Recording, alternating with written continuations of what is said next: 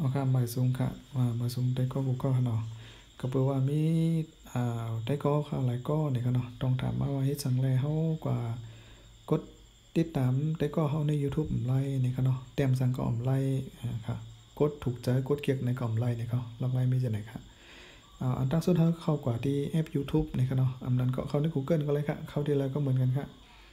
กดกว่าที่ YouTube นี่ค่ะเนาะครับพอเข้ามาในที่หน้าคลิปตั้งขวามือนะครับตามที่วงเล็บสีส้มไว้ครับเนาะมันจะเป็นปุ่มติดตามนี่ครับเนาะให้กดด้วยที่ไหนครับพอผมบ่ได้ลงทะเบียนไว้หรือบ่ได้เข้าอีเมลเฮาได้กดอะไรครับมันได้ขึ้นมาจังไหนครับมันก็ได้ขึ้นเป็นรูปจังไหนครับมันก็ได้ได้ขึ้นให้ใส่ชื่อกำเหลวนี่ครับเนาะพอขึ้นให้ใส่ชื่อกำเหลวเนี่ยก็ใส่กว่ากำเหลวอะไรครับอาจารย์เฮามีอีเมลไว้นี่ครับเนาะโอเคอ่าอันที่1ในใส่เบอร์โทรหรืออีเมลที่เฮาไลสมัครไว้นี่ครับเนาะก็แปลว่าเมื่อเฮาสมัครอีเมลนั้นเฮาเลยใส่เบอร์โทรเข้าไปนี่ครับเนาะก็ใส่กว่านี่ครับใส่อีเมลก็เลยใส่เบอร์โทรก็เลยครับแล้วก็กดถัดไปนี่ครับเนาะเอาครับ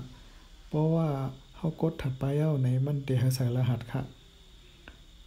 มาจังได๋ครับข้อหนึ่งคือเฮาก็ใส่รหัสใส่พาสเวิร์ดก่อนครับข้อในลำลองเด้ๆอย่าไปลืมนี่ครับเนาะ